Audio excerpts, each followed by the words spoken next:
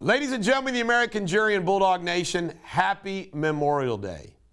And yes, I know that Memorial Day is different than Veterans Day because Memorial Day is the day that we honor all of those who have fallen in the service of our country. It started out as Decoration Day. And the first Decoration Day, although his presidency was very short, was overseen by President James Garfield. But Memorial Day is an incredible day. And what I want to do today, very quickly and briefly, is to cover it all. And what I mean by that is the fallen soldiers from the American Revolution. All of them. The General Continental Army, the militia, all of those who gave up their lives with little pay, incredible burdens, to start this country. Then, of course, we had the misguided War of 1812, but it doesn't change the fact that men fought and died to preserve our country in the War of 1812. Then we had the Mexican War. By the way, another misguided war. But just think, all the men that gave their lives in the Mexican War helped finish the territory acquisition of this country, whether you like it or not, from all the way from Texas to California. All that land, and of course, the gold rush that followed in 1849. But men died fighting for this country and the Mexican War. Then we had the Civil War. Men died on both sides fighting what they believed were right. We know that the Union, who won that war, fought a war not only to keep the country together, but fought a war to end slavery. It was amazing. All those people that died, all the hardships that they endured on both sides.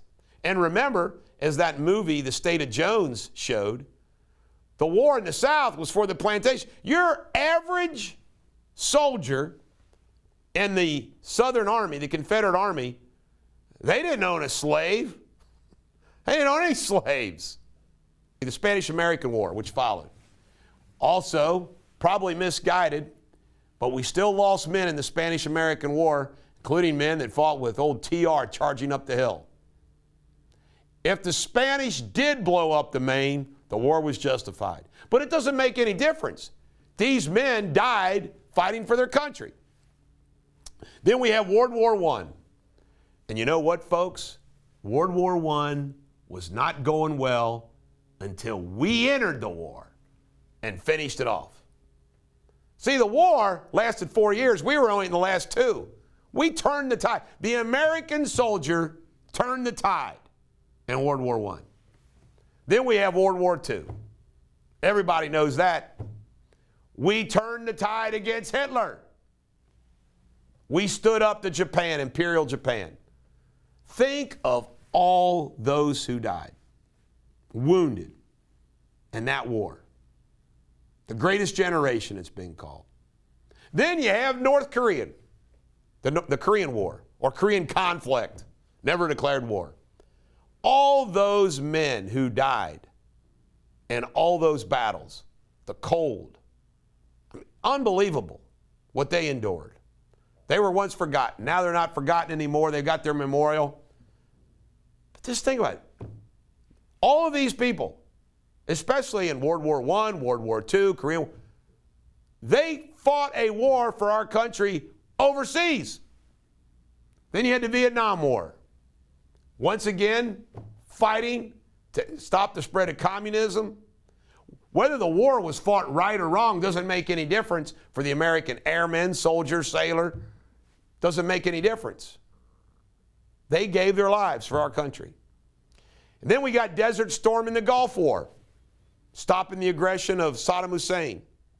Then we have the Iraq War. Misguided or not, we lost men there, thousands. Afghanistan, going after bin Laden, lost thousands. And then you got all the other wars and military excursions from here to there, everywhere, where men have lost their lives. Doesn't matter where and how. American soldier has died. Men and women. And children sometimes. Ladies and gentlemen, the American jury and Bulldog Nation, never more should we remember those who gave up their lives for this country, to preserve this country. And you know what? They did it for their country. They sacrificed for their country. It wasn't about racism. You know, there's countless stories, and sure, at once upon a time before our military was integrated, was there segregation? And absolutely. But that's gone now. Everybody I know that served in the military all talk about how it doesn't exist. They don't give a damn. You're training, you're fighting, you don't care who the hell, black, white, you just want them to have their back. That's the way it needs to be out there today, outside the military. And if the American Communist 10 would just let it happen, it would, of course. Of course, they don't want to let it happen. So, ladies and gentlemen, the American Jury and Bulldog Nation, for all of you who have had loved ones who gave up their lives for our country, God bless you. For all, I guess we all have an ancestor somewhere along the line, right? But let's honor them today, Memorial Day, however we want to honor them. And by the way, I'm one of these people that when you get preached at and spoke at and say, oh, you know, it's not about picnics and having hot dogs. You know, yes, it is. Because every time you have a picnic in your backyard with your family and friends, you're getting to do that because of the American soldier who died. You honor them when you do that. Anytime we practice our freedom, we honor the American soldier. That's my message today. Every time we exercise our freedoms, we're honoring those soldiers that gave up their lives. This is the Bulldog. Every dog has their day. God bless America.